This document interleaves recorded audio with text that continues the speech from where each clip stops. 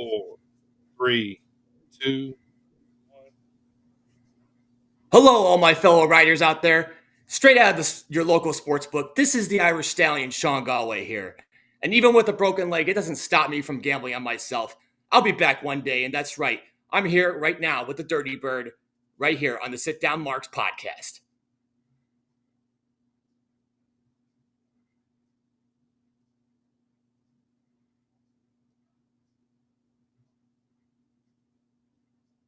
What's going on, everybody? Come on in, sit down. Welcome to episode number 123 of the Sit Down Mars podcast. Now, it's just your boy, the Dirty Bird today, but I got an extra special thing going on here today, man.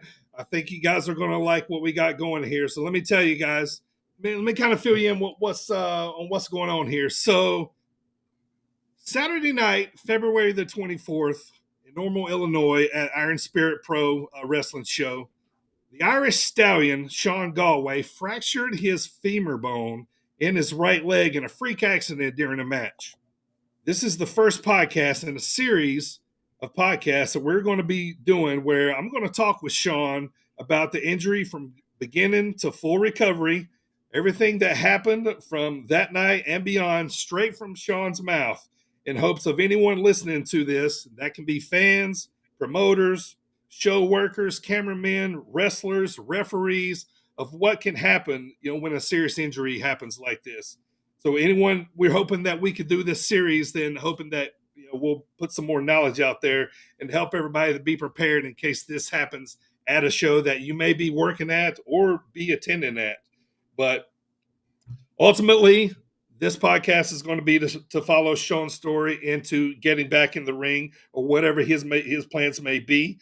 As many of you know, I am the ring announcer at Iron Spirit Pro. I will be providing a lot of viewpoints about exactly what happened that night from my standpoint, from beginning to end of when the injury went down all the way until we had to ended up canceling the show that night. But I'm also going to be talking about some things too that got a lot of feedback from fans, from things that they seen that went well that night. So we're going to be talking about that too. So, man, I tell you what, with that being said, let me welcome in the Irish Stallion. He's coming in tonight at a minus 280 favorite to make the biggest return in independent pro wrestling. Ladies and gentlemen, the Irish Stallion, Sean Galway. Oh, that was perfect, Dirty Bird. That was perfect. Man, I don't think I could have got a better introduction if I bet all the money in all the debt that I'm going to be wrecking for these medical bills, man. That was perfect. Thank you, brother. Yeah, man. Well, you know what? It might be a little while before I get to do that, so I had to get it in, man, right? So, yeah. So, all right, Sean. So let's start from the top, man. From anybody that don't know who Sean Galway is, tell everybody a little bit about yourself, man, just to kick it off. Yeah, absolutely. So, Sean Galway is a 5-year veteran of the Midwest Chicago independent wrestling scene. I started training at the Freelance Wrestling Academy, and I was one of the very, very first students. I hate to say I was the first student because there was a handful of guys like the Bang Bros who came across from another school called Purgatory with Bryce Benjamin, another like local Chicago indie legend. Those guys I started training with. So when the Freelance Wrestling Academy opened up in November of 2018, I was one of the very first guys, along with those guys and a few others. And I've been training there since, under Isaias Velasquez, Kylie Ray, Robert Ego Anthony, GPA. So I've trained under a lot of different people and a lot of excellent teachers. I started working with Iron Spirit Pro probably around 2021, and I've been, loving it ever since there. My first show at Iron Spirit was the first amphitheater show, I think. Yes. That we, maybe it wasn't the first amphitheater show, but I actually think it was the first time. That was a lot of fun. Yeah, I actually do. Oh, really? That was the first one. Yeah, because I remember meeting you that night for the first time personally, and I remember I was like, I'm just not giving you the rub here because I told you that night, but like I was like, man, I was like, I fucking love your gimmick, dude. I was like, nobody else is like doing that. I was like, I'm a DraftKings guy. You know what I mean? I'm like, I like this, man. Yeah. This is cool. This is different, man. I like this. So I mean, just to rewind real quick. If you're around independent seed, you hear everybody say freelance kid. You're like the one of the original. You're like the freelance kid almost, right? Yeah, I'm a freelance original, like Yeah. through and through. Like came up through the whole farm system, like single A, double A, triple A ball, like and I made my way up to the shows, and those shows are tough to get on. I will tell you that right now. It's my last. I did a freelance show on S1 was just a couple weeks. Actually, I think it meant like 2 weeks before the accident happened. So, and those shows are tough to get on, man. Like everybody's fighting for a spot. There's so many talented people, but yeah, freelance, like that's my home and stuff like that. My home base. So yeah.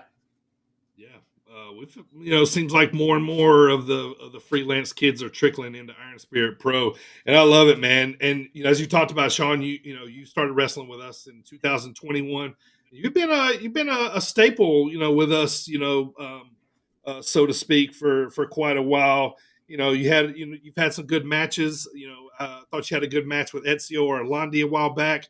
You're coming off arguably one of the probably top 5 feuds in Iron Spirit Pro history with Zach Abstract, with the whole identity turn. Like, right. Yeah. Talk about some of that, man.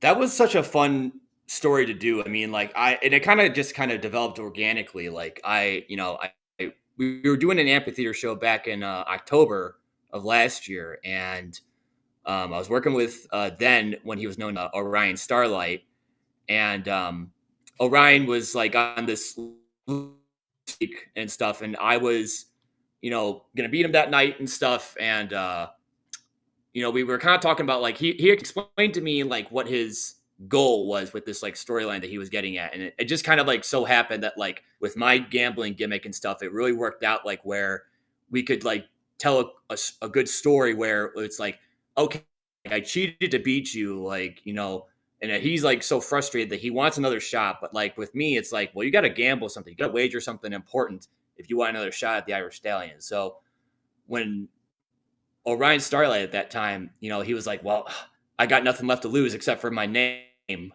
my identity. And so like, it just felt like a natural fit for me and him. And honestly, like I had such great fun with him, and he's a hard hitter, man. He's strong as hell. He's like an ox for real. Like he's no one's ever chopped me as hard as Zach Abstract has. Like he chopped the crap out of me. Those were Yeah, but it was a great time wrestling, and I'm glad we got to tell that story and like kind of conclude it in December with that big riddle of him as becoming Zach Abstract. yeah, and that was awesome to see that, man, because that was a cool little way for that feud to end up playing out. So Sean, I know what your gimmick is, but explain it to everybody else. It's a gambler's mentality type gimmick. You always come to the ring with $100 bills or whatever they are, 20s or whatever, and always gambling on yourself to beat your opponent. But where did that come from, man? You like to dip in a little bit of the gambling yourself? Yeah.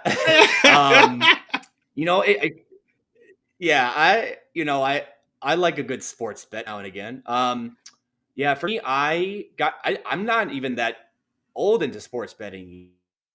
I only got into it maybe like 4 years ago, like when it probably became legal in Illinois stuff. And my friend got me into it from high school.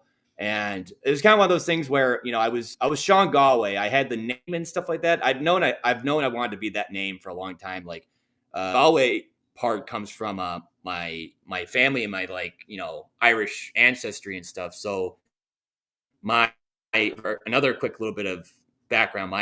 My dad is an Irish immigrant from Galway, Ireland, and moved to this country in 1987. You know, met my mom a few years later, and then me and my brother were born in 94 and 95, and and also my mom's parents, even though my mom was born here in Chicago, like both of her parents are also Irish immigrants. So I'm totally 100% Irish. Absolutely. I'm so like so like the Galway name just kind of from like just homage to them, homage to like my dad and stuff like that, and Love it. Yeah. yeah. So when I was first like training at freelance and stuff like that, I had the name for sure in my head before I even started training, but I didn't know exactly like what my character was going to be and stuff like that. And I was struggling for about from like 2019 to like late 2020. I was like really struggling for like what to do with myself. And like one day I was just kind of like at home and I was just like talking to myself, and I'm like, dang, like what would like I just imagining myself in the ring like doing a promo and being like, what would Sean Galway be talking about? Like what would he be like? What's his like?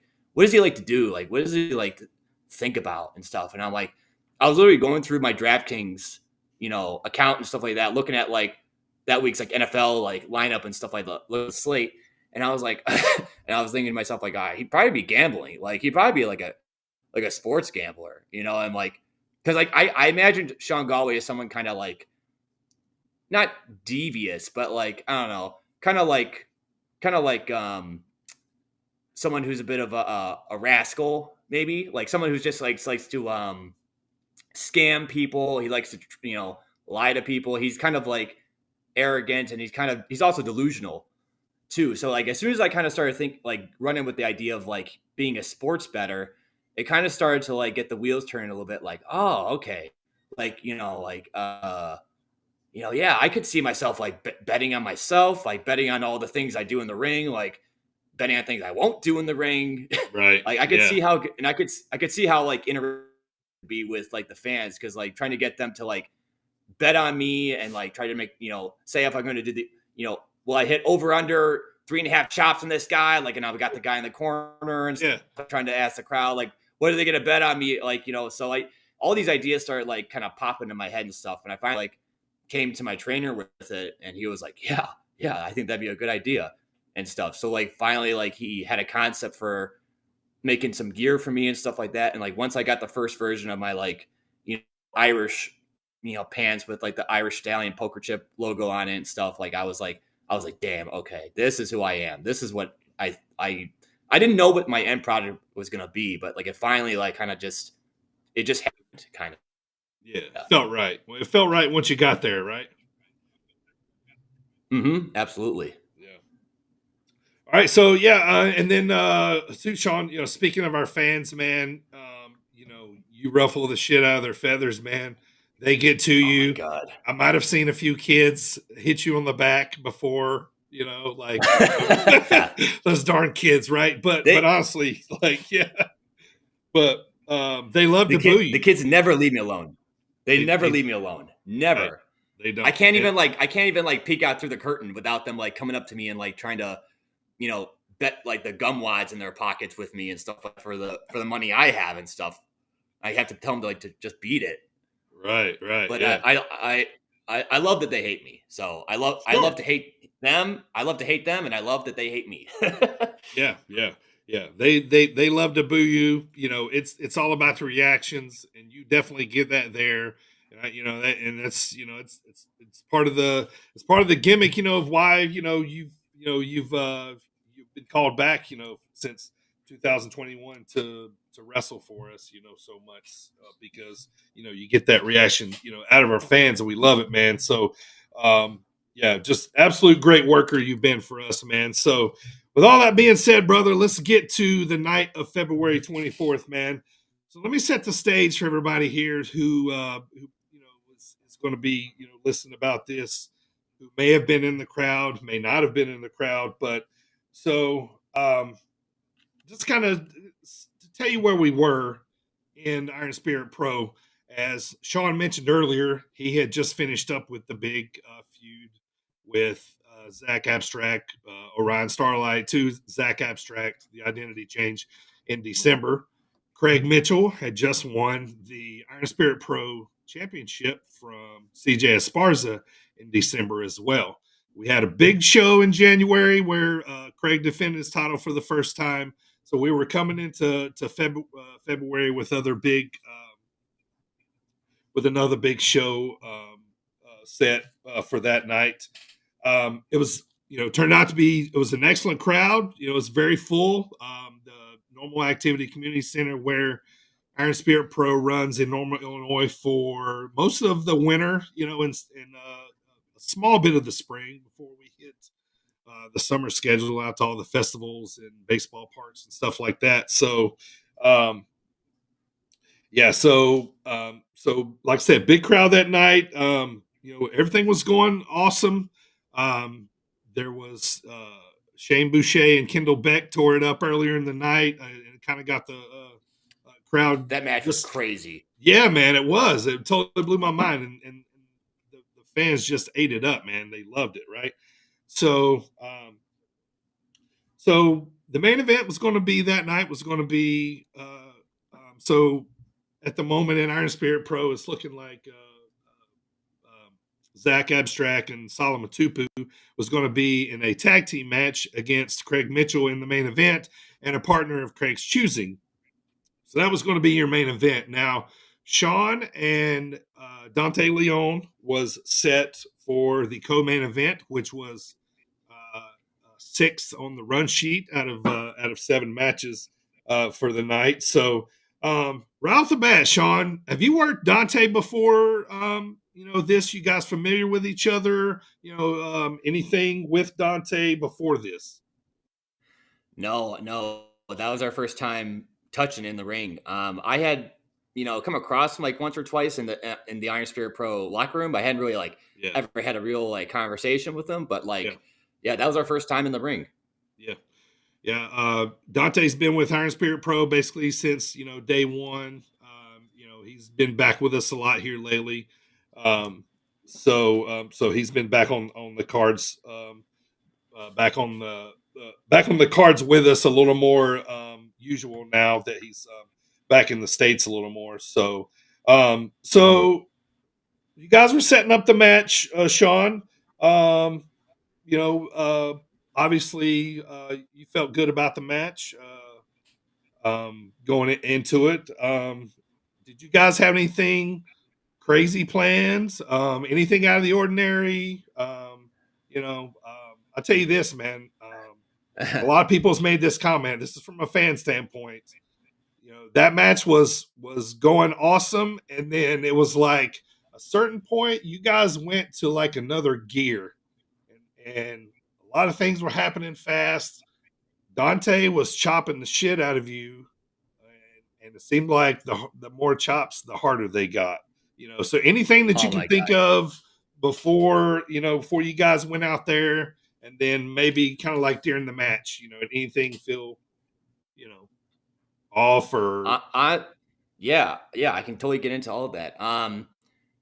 We called what I thought was a pretty strong match in the back and stuff, and talked it through a dozen times and stuff, and everything in that match was going according to plan. The escalation felt right.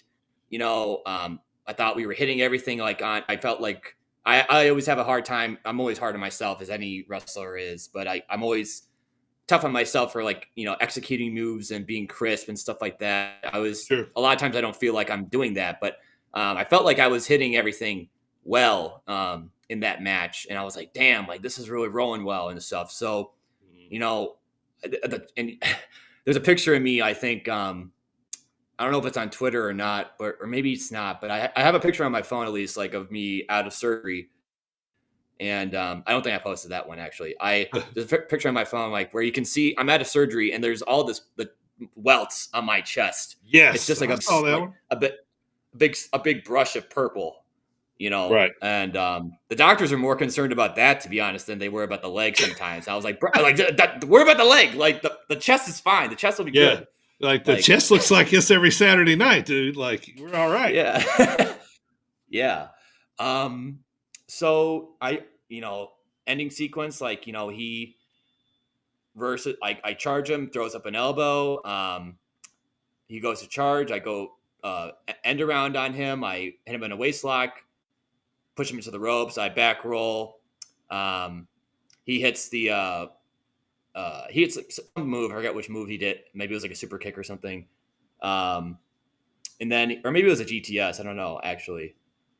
I forget actually now. But then he hit hidden blade, knocked me out, and then set me up for the Swanton bomb to the back. Now, I've seen him hit this move on Craig. I've seen him hit like guys like Ninja Mac and Jordan Oliver and other guys. Same. So, like, I've seen, and and like, I didn't think about it at the time, but like I realized a few days later, like why he does the move that way. And I never asked him this, but this is my own, speculation. I didn't ask him this, but my speculation is he does the Swanton bomb to the back because it's probably safer for him and probably for the opponent too, because like instead of like him landing on the mat with his tailbone and then like potentially also landing on the opponent, knocking the wind out of them, breaking a rib, something like that. Yeah. He can hit them on the back and just roll off, and then the person kind of takes it like, they just fall. Yeah. But when I don't know what happened. I haven't watched it back, and I will never watch it back, to be honest. I've already kind of confirmed with Logan, the Iron Spirit Pro owner and stuff that like the footage wouldn't get out and stuff like that. I didn't really want that to be out there. Yeah. And he agreed.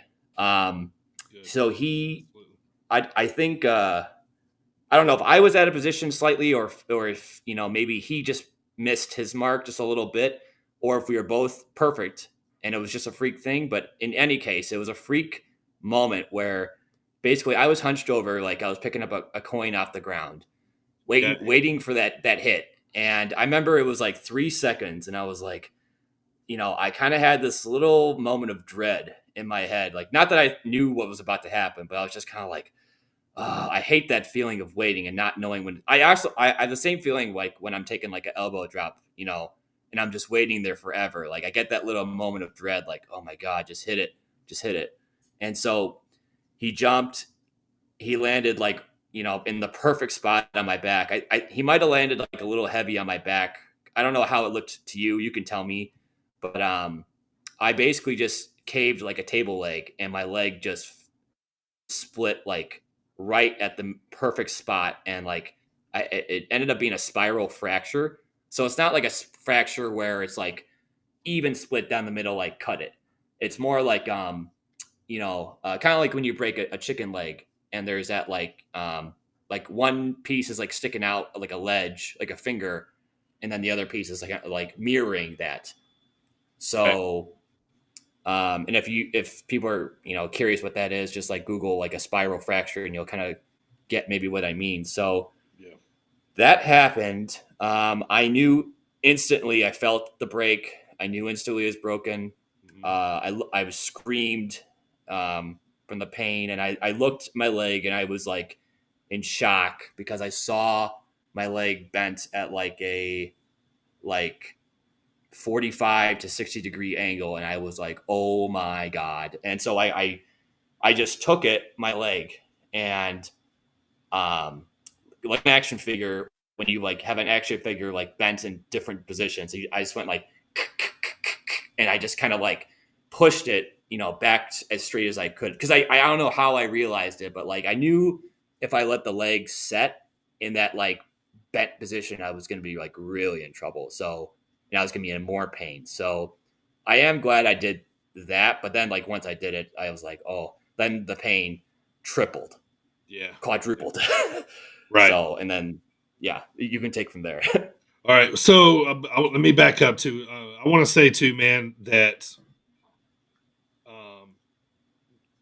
no way in any way, shape, form, in any iota is this any way insulting Dante at all.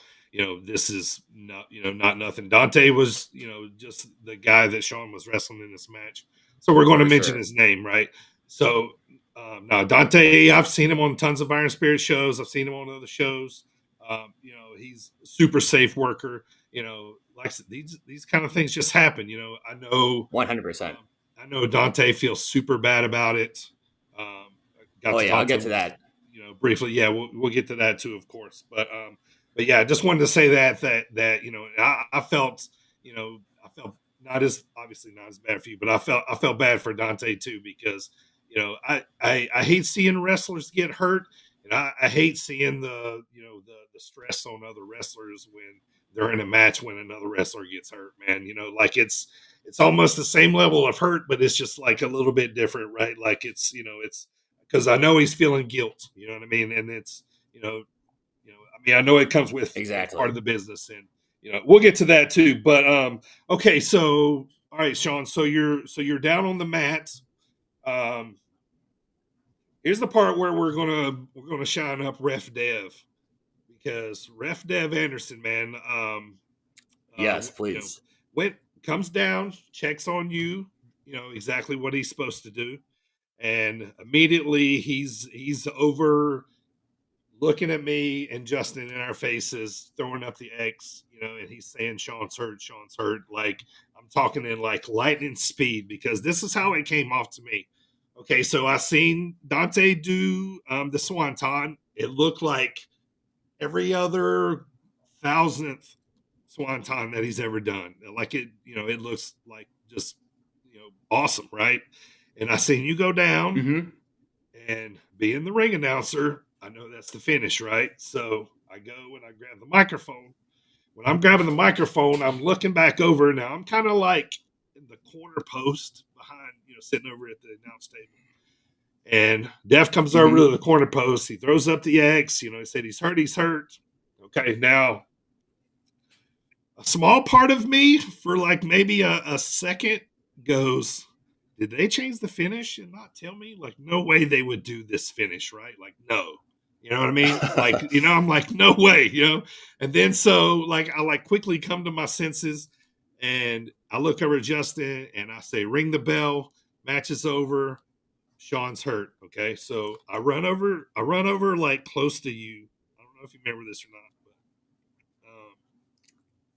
you had kind of just let out this kind of yell, squeal, whatever kind it was, and we locked eyes for about I don't know, maybe 2 seconds, and in those 2 seconds, I felt like you looked at me and you said, "I think it's broke," but you said it in like 5 times in a row, like super fast. I think it's broke. I think it's broke.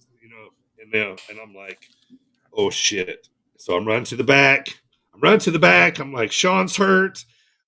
Somebody was peeking through the curtain. I think it was even maybe Shane Boucher, and he was already on the phone, Mm-hmm. like working on getting, the paramedics there. So kudos to Shane too for working fast. And so, I'm back there Yeah. and, oh, let's get some guys out there, so Ezio comes out there, Darius, John Bonhart, I think I sent out there, and Yep. everybody's just kind of just making sure. I remember my wife tugging on my running over to me just to make sure that you weren't hurt in any kind of headway, your neck or any of that stuff. I was like, no, it's his leg. She's like, okay, so you know, Mm-hmm. obviously, a hush goes over the crowd. Do you hear anything during all this? Are you fully concentrating on the pain? I feel like at one point you got to where you could kind of start cutting jokes because all the guys started laughing a little bit around you. So, like, talk to me while you're Yeah. on the mat. Yeah. I don't remember that small interaction that you described, but that I do remember Dev. I do remember Dev being like first person there and stuff like that. And like he knew right away I was hurt. Like I think he was probably the closest one and he saw that like the leg was bent and stuff. I don't know how fast I moved it back because there was I think obviously because I was laying down, it was hard for everybody to see, you know, that part of it. I doubt more than maybe at the first row or two of people like on that side of the ring Yeah, saw that part of it. But yeah, everyone else is probably like, heck, what's going on? Like he just like is just screaming. So I remember Dev being there. And then I do remember like later on in the ring and stuff, but Then I remember Shane coming out, Shane Boucher, and then Ezio came out. Our other freelance guy, Aaron Payne, came out. Darius came out. Craig came out later on. He's another guy who's like a mentor to me, like a kind of like a big brother guy for all the freelance people. He's awesome. And I do remember the hush that came over the crowd because I was like, I don't know. I guess in my brain, I was kind of thinking people would start screaming, but then I realized like, oh no, they're hushed because like they had no idea like what's going on. And it probably took about a minute or so for me to have my mind calm down for a second and like register like all the surroundings around me and stuff. And I was kind of in this really awkward position that was painful. Like I was on my right hip, and I was pushing up with my left leg because I couldn't lay flat because it hurt too much. And I just remember being like, oh my God, like call the ambulance. I remember I told them like, start taking down the bottom rope, because I knew that EMTs needed to like slide in and stuff. So, and so I forget who told me that they were on their way, but like someone was telling me like they're on their way. Maybe it was Shane, but yeah, those are some of my initial like first thoughts and memories from like when that happened. Yeah, Shane's walking around in the back. He's got a flyer from the show so he can give them the correct address to the place. Shout out to I'm not sure. I know you ended up at Broman, but the paramedics for normal. They got there pretty quick, man. Time. I couldn't tell you exactly how much time, but it felt like they got there, pretty quickly because I felt like it wasn't long after we had got the bottom ropes off or whatever to be able to get you out. It wasn't too long after that before they showed up. So tell me when the paramedics get there, they start trying to move you a little bit. Did the pain start back in horrible. Again? Like, tell me about getting on the gurney, getting out of there, man. I honestly, God, if someone had shot me right there, I would have been like thankful because like just like moving me onto the gurney, like they had two like pieces that fit the backboard, and to slide me under both of them was excruciating. Like just to move even a couple inches was excruciating. So eventually, when they got me, like they had to slide me really slowly and carefully onto the stretcher, and God, like that's when that moment happened too. Like when I was on the stretcher and stuff, and like, and you're absolutely right too. Like they were there within like 5 minutes at the most, maybe less. But I remember like getting strapped up and stuff, and people started to clap a little bit. People were starting, people were, beginning, like the boys were starting to like bang on the ring apron and stuff like that. They were getting, trying to get the crowd back a little bit. Yep. And I just remember like I started crying at that moment because like it was the most surreal moment of my life. Like I just couldn't believe that this was happening to me. Like it just felt like the most freak thing that could have ever happened. And I was in so much pain. I couldn't, and the emotion of it, kind of the embarrassment of it too. It was all kind of getting to me at once. And, it was very overwhelming. Sure. Yeah. Yeah.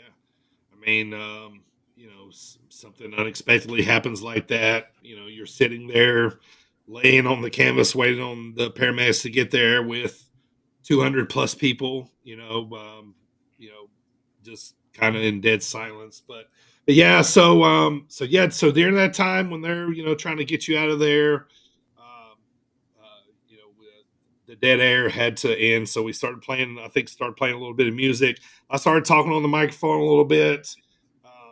We, as they started to send you out, we sent you off with, a little, a clap and stuff. And I think at that moment, man, like, there was quite a few of us, man, that had some wet eyes as you were getting out of there, man. Because I mean, honestly, man, like, my dad wrestled independently, shortly for a long period of time. Really? I've been around a lot of independent wrestlers, my whole life. You get to know these guys, and a lot of these guys are, as yourself, like I hate to see you get hurt because we're chasing dreams, right? You know what I mean? Like, 100%. yeah. So and these things are nothing but setbacks, and you had for a wrestler probably one of the worst that you can have. Initially, like the way I seen everything down. I was thinking. Oh, he got tripped up and tore his ACL, like all, or something like that, which, seems a little, more logical for the circumstances. So, but yeah, I mean, it's tough to see, man, and the other side, we're talking to Dante, like trying to, kind of console him. And, it's just a lot of awful energy going on, you know what I mean? So let's get back Mhm. to the story, man. So, so you're getting on the gurney, you're in the ambulance, you get to the hospital. Obviously, so how's your family taking it? You're obviously probably making phone calls of what happened, so, how's all that going? Well, yeah, that was another tough thing to deal with. Just because I didn't have my phone for about probably an hour because they had to, get me hooked up to the IV and get me some pain meds and like do some X-rays and shit. Like, oh my god, even just like they had like their X-ray machine was like this big slab, and they had to like just like put it like in different spots. Like they had to put it under my leg, put it like on the side of my leg. It was and so that's moving the leg, and it was just I'm gonna use the word excruciating every time because Really? that's what it was. Oh, I I don't mean, doubt it. like, yeah, it was just a nightmare. So once they took those X-rays and stuff, and they kind of let me like lay there and stuff, they had cut my pants and stuff, cut my shoe off, cut my boot off. My whole leg was like a big massive ham. It was swollen as hell. They, Um, did they cut your tights? yeah, cut the tights. Ah.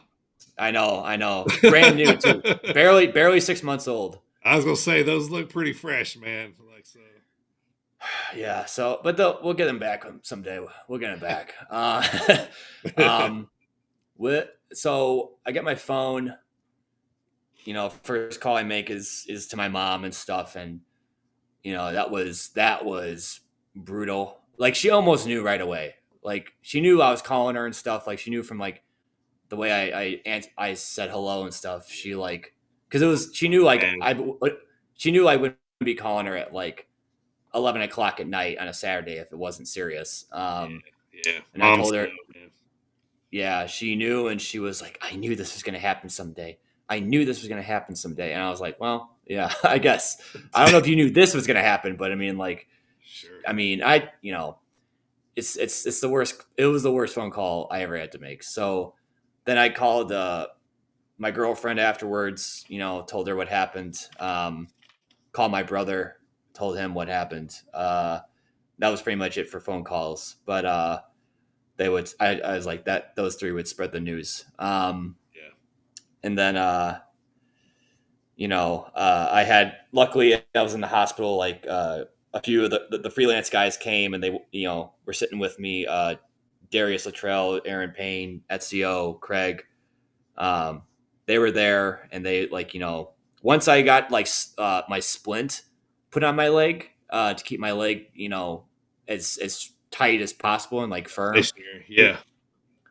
Which the splint was also like just the worst. The splint was probably the number one worst thing. The splint was like Really. I was screaming, I was crying, I was screaming bloody murder. Like and they were all in the hallway. Like all those dudes were like in the hallway. They heard. I think Logan was there too, and they were all hearing me like screaming for my life, and they're like, no, no. I was literally Yeah. like that. Like they're cutting off my leg, but they were just trying to help it. So it was indescribable. Yeah. That pain. All right, buddy. So you wake up Sunday morning after your show Saturday night. You got Yeah. surgery scheduled. I think it was for noon on Sunday. Yeah. Oh, one more quick thing though. I Yeah, do want to mention that. Uh, so before we get to Sunday night, Dante was also there. He came to see me in the hospital and stuff. And like, like you had mentioned earlier, like he was so, remorseful and stuff. And I was just like, dude, it's, it happens. It was a complete accident. Like just for the record, like I don't blame Dante at all. Like it was, he's a good dude. It was total freak accident. He was like mega remorseful and stuff. And, I think he was just like, I think he was in shock from it, to be honest. I think he was just so like shaken by like what he saw and stuff like that. And like what had happened. Because I think that was like the last possible outcome that he could have thought would happen from hitting that move. But yeah, so I mean, just wanted to say that real quick. But then, yeah, getting to Sunday morning. So I wake up and stuff. I said a full rosary for my in the morning when I woke up at like 7 a.m. Just because like, and I hadn't said a rosary in God knows how long. I am a Catholic, but and I am a prayerful guy and stuff. But I mean, I just needed that time in the morning because I knew I needed something. I knew there were a lot of prayers going out for me, which I appreciate from everybody. But I definitely needed to, lean on God for help and for healing. So that I was supposed to get surgery at 10 a.m. I hadn't eaten or drinking anything in hours. I was like starving. I was thirsty, but and they always need you to like have an empty stomach before a surgery. And so then they tell me at like 9:30, oh, it's getting pushed to 4:00. And I'm like, God damn it. Like, bro, come on. Like, what are we waiting for? So, my parents get there around noon. They see the damage and stuff. They're kind of in shock. My mom and dad, my surgery is at 4:00. So finally the hours, has arrived. They roll me in and stuff. And I remember the first moment of relief I had was like when they put me under in the anesthesia and I was like going to sleep. And it was the first moment where I like was at peace for like a moment. And then like, then I remember nothing. I dreamed about nothing. I woke up 2.5 hours later. And my leg felt a lot better. It felt a lot better. Like I know I was on pain meds and shit, but sure. The major discomfort of the pain was was definitely less, less. So I was like grateful for that. Yeah. Now you're officially on the mend, right? Officially on the mend. Yeah. All right. So what did they do, man? They put a big rod in your leg, I'm sure, right? What did they tell you that they did in there? They put like 3 or 4 rods in my leg, some screws in there. They said I lost like 3 pints of blood, which I said is common when they do like a femur surgery like that. Since it's the biggest bone in the body, they expect it to lose that much blood. But I lost a ton of blood. Yeah, that first week was rough. I didn't know when I was going home. My leg was as stiff as a board. I was really down in the dumps the first like couple days. I had to get like a blood transfusion because like my hemoglobin levels were so low, like which is like kind of what brings the red blood cells that bring oxygen to the body in different parts and stuff, which helps with healing and stuff. And like they had to do all these different tests on me. Like I couldn't go to the bathroom for a couple of days. Like I had to get, and this is going to sound gross, but I had to get catheterized, twice. Yeah. I mean, it's the ugly, I just, want to paint the ugly picture for people. Like, yeah, man, like don't hide nothing, man. This is what comes with a recovery, man. This is the really crappy stuff, right? Mm-hmm.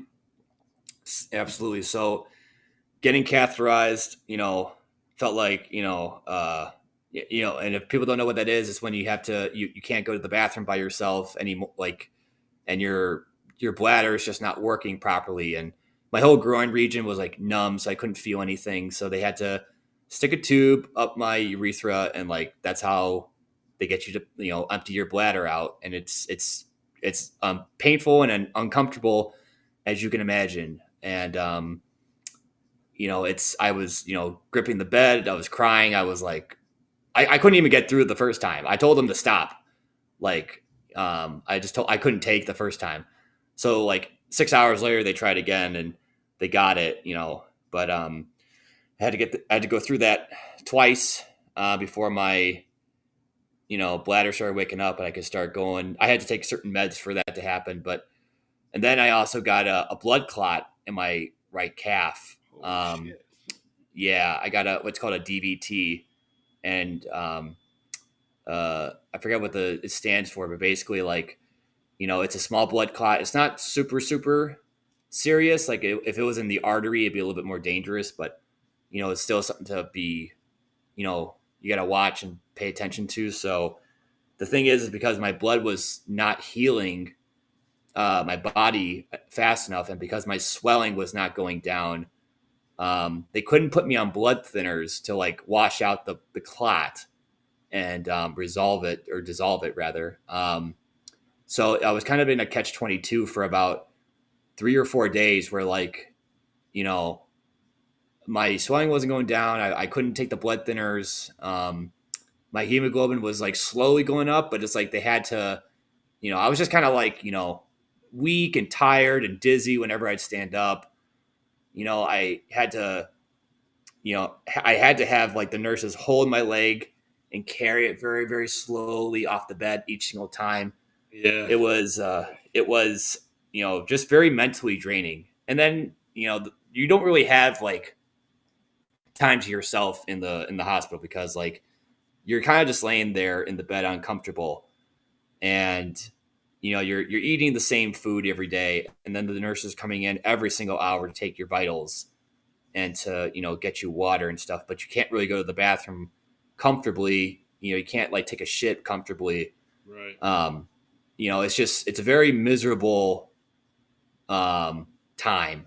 Right. And it's if it wasn't for, and I really do mean this, if it wasn't for every single person like you and Logan from Iron Spirit, from all the boys, in the locker room that were like checking up on me and sending me messages, and all the fans that like sent me messages, and like, the outpouring of love and support, and from my family members too. Like if it wasn't for all of them, like kind of like sending me, support and prayers and all those kind of things, like, I don't know, like my mental state would have been a lot worse, and I probably would have been healing a lot slower. Yeah. So I do think it was because of, all of their efforts and all the efforts of like the nurses in the hospital and stuff like that, that like really helped me get on my way and trending in the right direction. Yeah, for sure. And that's, it's always good to know that, you have, everybody on your side when, something like that goes down. Now, let me tell you, man, like the day you had that surgery, I asked my wife about that surgery, and she says it's one of the most brutal surgeries out there just because of all the things they have to do, the, how they have to get to certain parts of your bone in that surgery can make it difficult.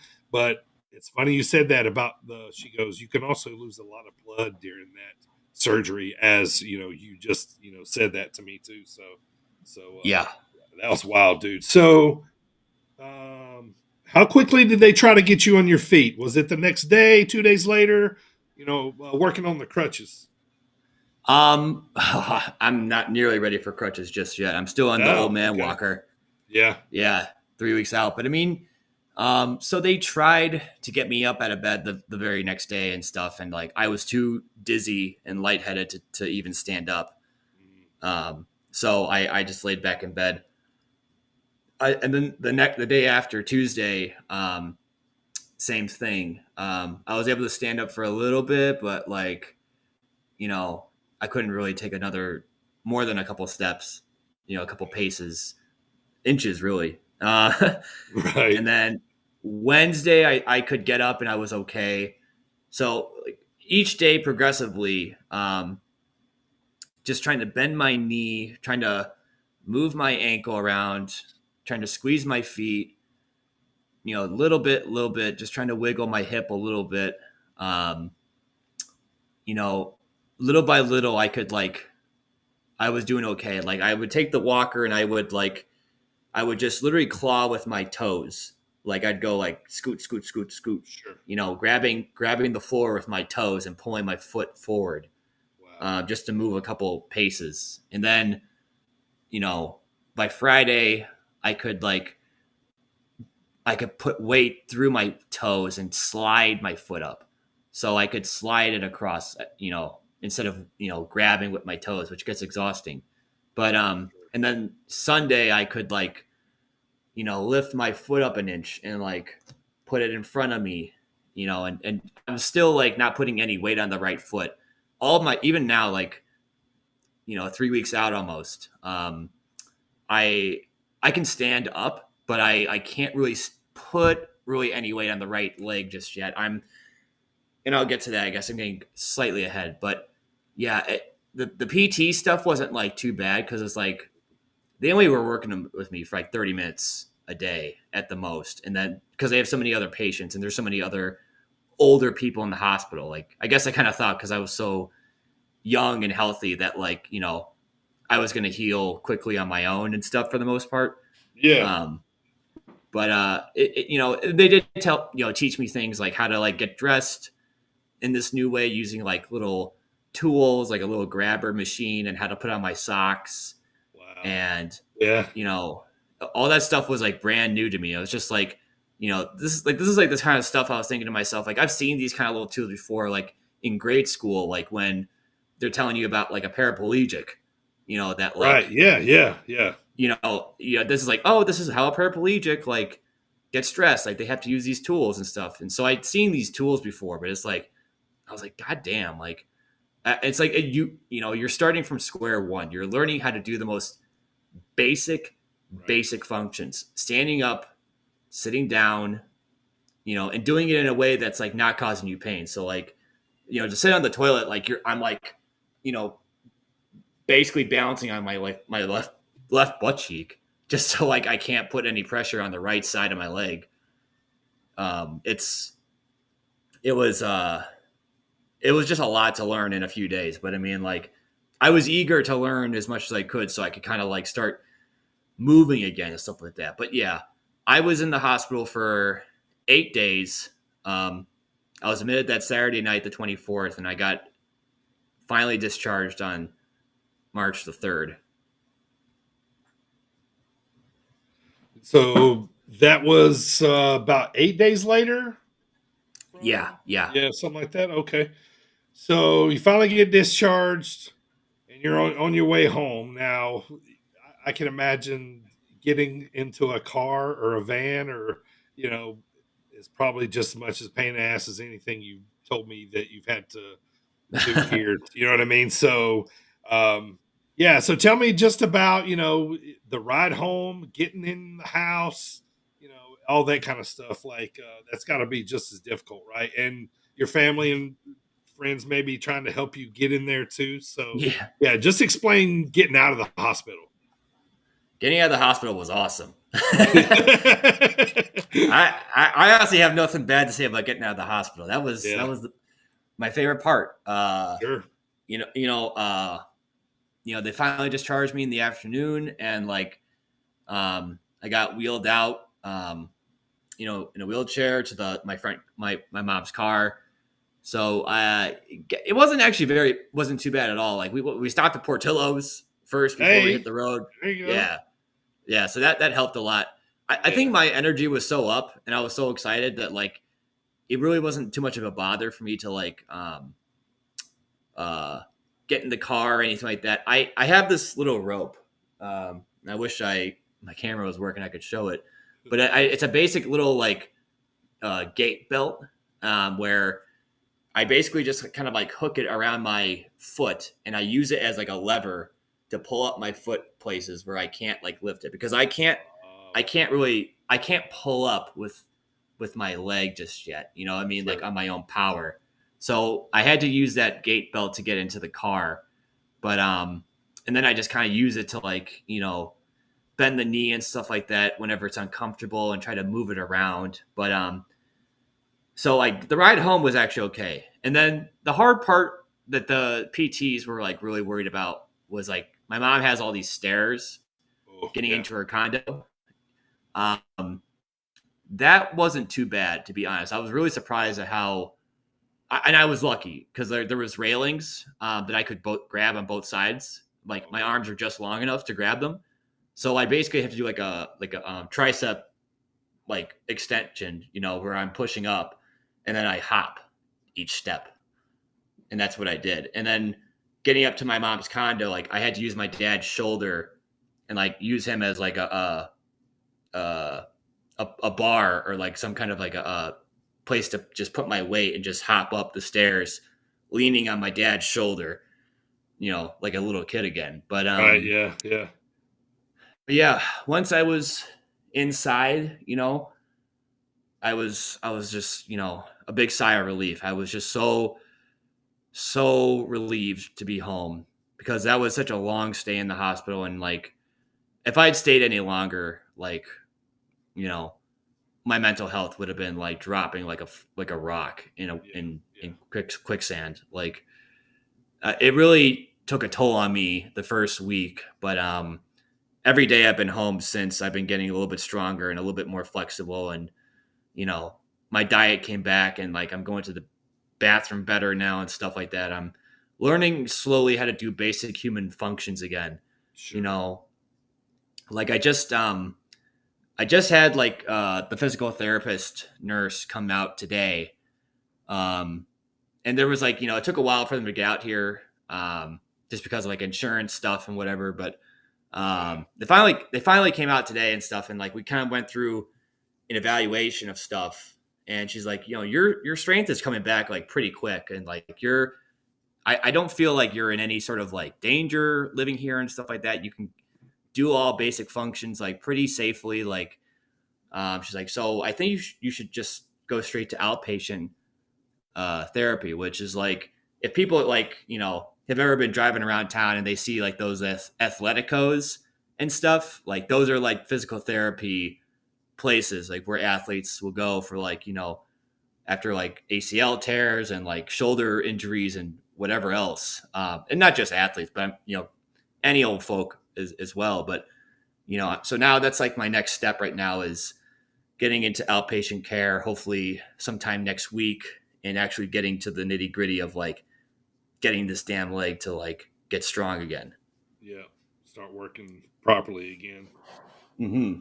I see. So, yeah. So, I mean, you obviously, do you like you take a shower, bath? You like bag your leg up in like a big trash bag? Like, what are you doing? Like, So I had to wear a swimsuit the first like week and a half, just because like I needed my mom's help just to get into the shower. sure. And basically like anyone who's got like old grandpas or grandmas or old relatives, and they're over at their house and they see they got like a chair in the bathroom or a chair in the shower, like, and you're just like being like, oh my God, like I can't imagine this being me when I'm 80 Yeah. years old. But Yeah. it's like I'm 29 years old and I'm sitting in the shower like an old man with a swimsuit on. So like just to keep the bandages from getting like in the staples from getting too wet and stuff. But I mean, like, so like that all of this stuff is just like I'm, crawling from like, I'm starting from zero, and it's like I'm very, I have to tell myself to be patient every day with my recovery, because like it's, there are days where I can see the small changes in me, and it's like it's been very humbling and very like eye opening to see how much I've taken for granted in my life in terms of just like basic human functions, like Sure. going to the bathroom, taking a shower, holding a plate and like walking across to like put it in the sink. I can't do that right now either. I have to put two hands on my walker because like I can't like take a step. I can't put weight on my right foot still. It's Right. just everything is like you're starting from zero, and I'm not at zero anymore, but I'm at like whatever it is, 3 or 4. I don't know what the steps are, but Yeah. it's it's just eye opening to me to see how much how easy we take the simple stuff for granted. Yeah, yeah, absolutely, man. I mean, I was, you had me there and we were talking, man. You were talking about like, how much effort you were putting forth to just move an inch. Like it sounded like so grueling to only, to not go anywhere. You know what I mean? So like I'm like it's already kind of blowing my mind the stuff you got to go through. But if I can say this, man, like a lot of times, man, when a lot of this stuff happens to people, one, you find out what you're made of. You're, you find out that you're capable of way more than you ever thought that you would be, Mm-hmm. and like, everybody wants to come back, right? You know what I mean? Like everybody wants to, to say that they made it back, and I'm not talking about wrestling. Like I'm just talking about, past the injury. So, tell me what the doctors told you, Sean. What did they say about recovery? Like anything they said, any question that you asked them, did you ask them about wrestling again? Like, what was the conversation like? It's funny you bring that up because I didn't bring that stuff up much at all because like Okay. wrestling is so far, it's on my mind every day because like I've been watching more wrestling now that I'm home and I have nothing to do. Like I've been watching Raw and SmackDown and Impact or not Impact, Dynamite. Yeah. That was like that was the only thing. Honestly, God, wrestling was the only thing that was like keeping me going in the hospital. Like looking forward to those shows like each week or each night, I should say, um, because there's nothing else on. I mean, like Yeah. the combine was on, but I mean, like that wasn't really that exciting. But um, uh, outside of Xavier Worthy running a 4.22, but that was or 4.21, whichever it was. But um, yeah, with regards to like asking the doctors about wrestling and stuff like that, I didn't even ask him that question because it's like I know that like it's going to be at least 8 to 12 months before I think about getting back in the ring because it's like I know that I have to you know I'm not in any rush to get back in the ring right now because this whole event is really it has traumatized me in a lot of ways. Like, like there have been days here where I've sat quietly crying to myself because just trying to absorb everything that's happened. And Yeah. there's been a lot of emotional uh you know baggage and stuff that's happened to me and stuff like that, and just there's a lot of stuff I'm still trying to process now. I'm doing great today and stuff like that, but like I don't know what tomorrow is going to be like, and I didn't ask the doctors about too much about the future because I just kind of wanted to focus on getting better one day at a time. And Yeah. I knew that like the thought of like getting hurt again also is like very prevalent in my mind at the moment. um and it's not like I'm in WWE where Seth Rollins tears his MCL or something like that, and he's he can't wrestle again. He's gonna wrestle again because like he's got incredible body and incredible recovery powers, and he's got a lot of like financial security and stuff like that. So I mean, like I still don't know what the total damage is in terms of the bill, but I've seen a couple of numbers. It's not pretty, but Sure. it's I think I will get back in the ring one day. It's just right now I'm kind of just trying to really evaluate everything that's happening in my life and just kind of because I know it's going to take another, even though I'm like making good progress right now. Like I'm today I can move my leg up a little bit. Actually, I can pull my leg up with my hip, and I can pull it up a little bit higher than I did yesterday, and Sure. I can withstand a little bit more flexibility than I did yesterday and stuff like that. And that kind of thing kind of excites me in a little bit too. Yeah. Um, Small victories. So small victories. I'm not someone who, and this is how I've always been. I'm not someone who's ever like looked too far ahead into the future. Um, but I'm very much someone who like looks, takes like each day as it is and stuff like that. But I know it's going to be a very, very long road ahead of me, because I want to come back. If I do come back, I want to come back stronger, better than ever, and smarter than ever, safer than ever. I just want to be sure that like when I come back, I'm like, there's no doubt in my mind. Like there's no doubt in my mind that I'm ready. So that's why I'm not trying to put any kind of timeline on myself. And to be honest, the doctors didn't really even say how long it's going to take for me to get back. But to be honest, I think I'm going to be walking, within about, another month or so. I wouldn't be surprised if I was walking within a month or so. So like by the end of April, I expect to be, walking again and stuff like that. Probably not like exercising or running or anything like that, but like building up to that. So like that's my number one main goal right now is just to walk again. Sure. And then like the next goal I'll figure out, and then I'll crush past that. Right. Yeah, and nothing too. It's like, kind of like why ask the doctor, because he or she is going to give you this broad spectrum of time that's just going to make you sigh, or oh, make you look like it's years from now. You know what I mean? So it's like I like that approach. Like I respect that, because it's kind of like you're kind of more about, all right, well, let's instead of worry about where we're going, let's just get going with the recovery. So I'm sure that's after the surgery and everything was over, it was, so all right, man. So you're home. You've been home for a little while. You're watching a lot of, a lot of TV. I bet. You said you're watching a lot of wrestling. Are you excited to watch Mania in a couple weeks? Are you going to have like a party maybe or something?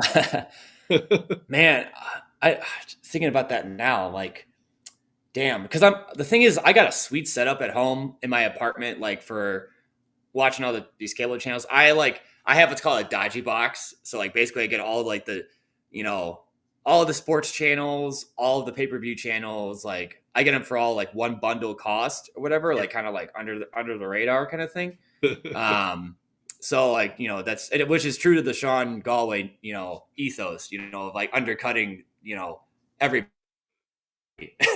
but, right. So the thing is like, yeah, I don't know how I'm gonna really like watch WrestleMania. Because my mom doesn't. I'm gonna have to like download Peacock and crap. So I guess I'll figure out a way to watch it. Sure. But I am excited for WrestleMania. I'm excited for Roman and Cody too. I'm excited for the match with Rock. I love that Rock is back to like 99 corporate Rock, and he's like bigger than ever and like more like kind of evil than ever, as like the ridiculous new like shirts are back, head of the board, kind of a gimmick. Yeah. Yes. Oh, I love it all. It's incredible. The 21-minute promo. Oh yeah. All that stuff. Yeah. So you're at home, man. You spend a lot of time at home. How's the DraftKings account looking? I'm trying to gear up for March Madness. I think is obviously what's next. That's massive week.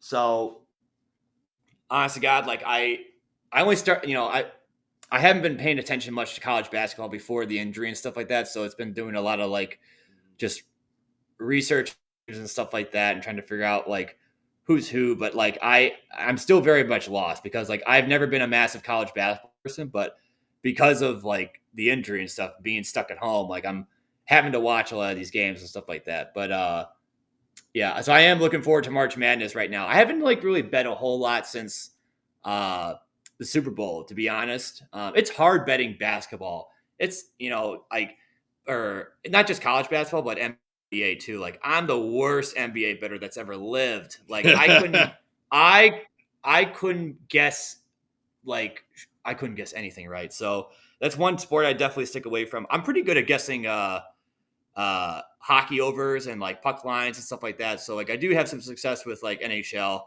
But man, yeah, I'm just kind of waiting for baseball to kind of kick back in and stuff like that. Even though like I'm a White Sox fan, and they're going to be bottom of the barrel this year. Like they just traded Dylan Cease for handful of prospects from the Padres. It's just going to be really tough watching them this year. Probably just bet on them to lose every game, but at least I'll get something out of it. Yeah, But I usually do. yeah. I kind of stick in my wheelhouse that like I do pretty well in UFC. I do pretty well on NASCAR. Like I'll do like Really? yeah, I'll bet the underdog on like top tens, that kind of stuff. So I do Okay. I do pretty well there. Yeah, but Don't be shy about dropping me a line. Yeah. I won't.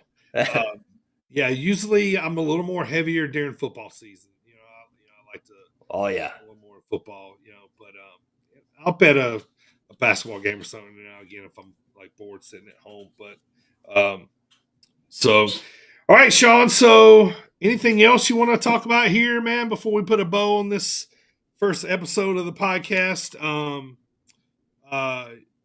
you've Dante want to reach back on talk again on Dante Leon. He's reached out to you and still staying in contact with you, correct? Yeah. He's reached out several times to me, just checking in on me and seeing how I'm doing and stuff. Super And cool. I definitely would love to work with him again. I thought we were cooking in that match before the accident, and like, dude, you were. There wasn't. You were. Yeah. You were. Like we were starting to like that match went to that level where you're kind of looking at each other going, damn, these guys are beating the shit out of each other. You know what I mean? Like one of those kind of things. You know what I mean? So yeah, man, it was awesome. Like it really was awesome, man. And Yeah. like I would love to get to the point, if we ever got there, so be it. If we don't, so be it. To where y'all could go back and and have a match again one day, and that would be cool. Yeah, I'd love to. There's so many people that like, and that's the thing too, is like, I mentioned about like, still kind of like my future in wrestling being a little bit, up in the air at the moment. But when I think about all the people that I haven't wrestled yet, like there's so many people I want to wrestle. Like I want to wrestle Shane Boucher, Jackson Larkin. I'd love to wrestle Craig. I've never wrestled him. There's Xavier Sky. There's so many people that like I'd love to be in the ring with, not just an Iron Spirit, but like at several other promotions as well and stuff. And that's kind of the other thing too, is it's hard, is that like I'm losing such an important year of my life in wrestling and stuff like that. And I think one thing that's crazy to me too is like I know a lot of fans and wrestlers always kind of like imagine like that big like WWE style, like coming back from injury like at the Royal Rumble, and it's crazy. But it's like just like when all these documentaries that WWE do, like it's the recovery process is not easy and it's not glamorous at all. It's painstakingly slow, and it's difficult, and it's like uncomfortable, and the payoff isn't guaranteed, but it's like it's crazy to imagine all those things, and then like when it finally happens to you, it's a very surreal experience. But that's kind of all I just wanted to mention there, is just I taking one step at a time, and I'm feeling good every day. I'm feeling better every single day. Good. That's what I want to hear, man, every time we check in with you. But, I want to say, Sean, that, my heart goes out to you, brother. I know a lot of people have, sent you messages and stuff, but,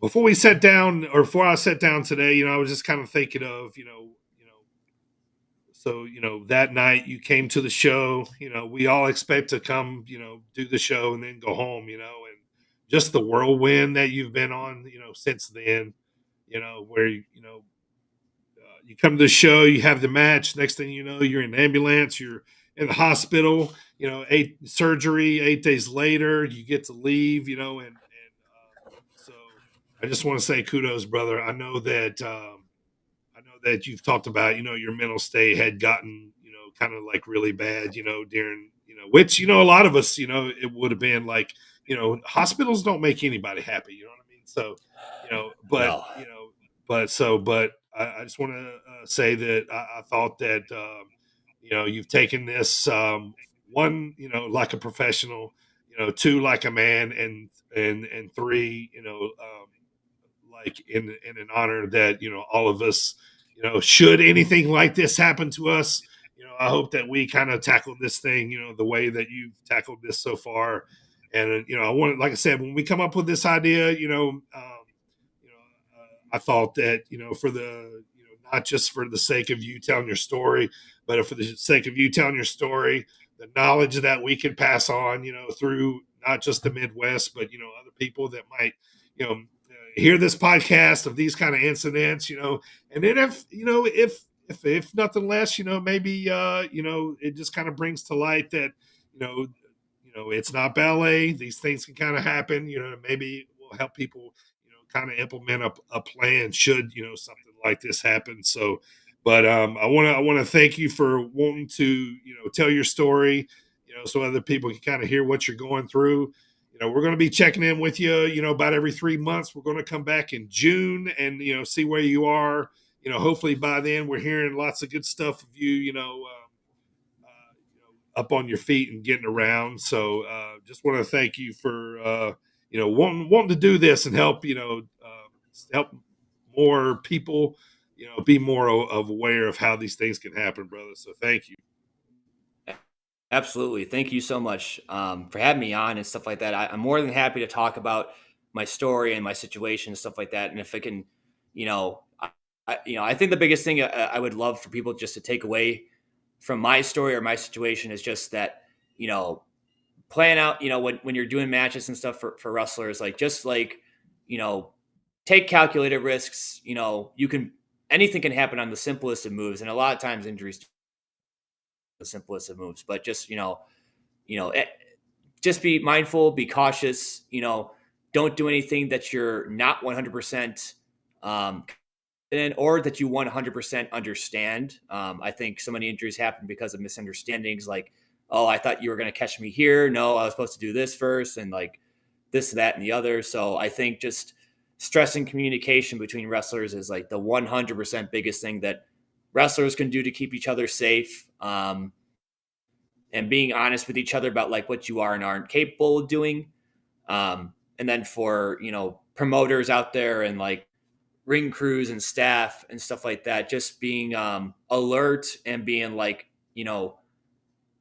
reactionary, like as quick as you can. Like, as soon as like someone tells you like they're hurt, they're hurt. And so like just acting as quickly as possible, like getting that like bottom rope off like as quick as everybody did was excellent. Like it didn't take like 20 minutes or whatever, which that was kind of thing I was like afraid of, is that like the bottom rope was going to take a long time to get off, but you guys had it snapped off in a jiffy.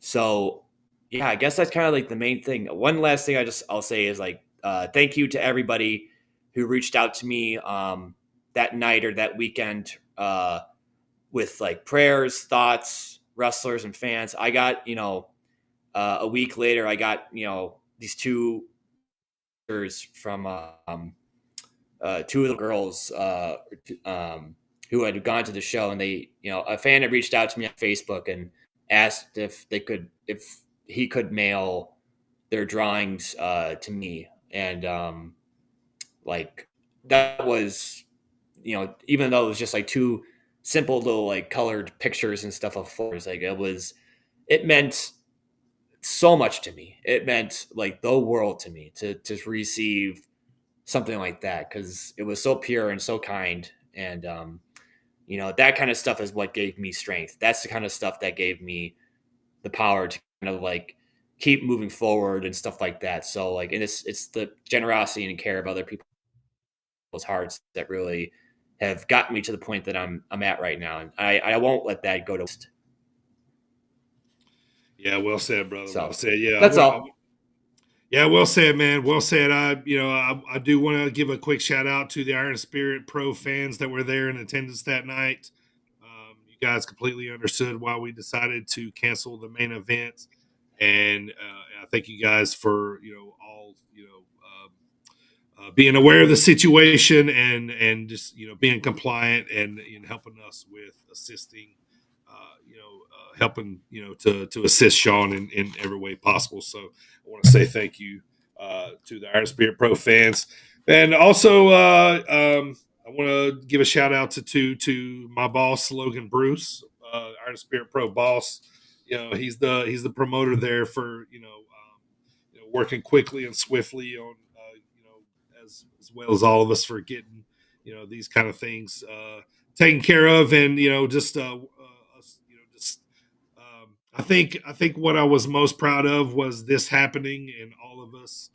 Um, I think we all assessed the situation, knew the severity of it, and all kind of kept our heads and didn't panic, and that's that starts with Logan and me, and trickles down from there. So I was just happy that we were able to handle it properly. So thanks to anybody that helps us out. And Sean, it's been great talking to you, brother. Once again, thank you for being here and helping us follow along in your journey, man, in your recovery. Looking forward to talking back with you in June, and sending every best wish I have possible your way, brother. Thanks, man. I appreciate it so much. Looking forward to our next call. Yeah, man, sounds good. All right, for the Irish Stallion, Sean Galway, I am the Dirty Bird. We're going to check back in with Sean, like I said, in June. I'll be back here with the Marks in about 2 weeks. We're going to be previewing WrestleMania, talking about everything going on in Philadelphia, and we're also going to kick it back and talk about Sting's last match. So be on the lookout for that one dropping here in just a couple weeks. So once again, thank you to Sean Galway, and we'll see you guys here in just a couple weeks. And Sean, we'll see you in June. Thanks, everybody, for checking us out. See you guys next time.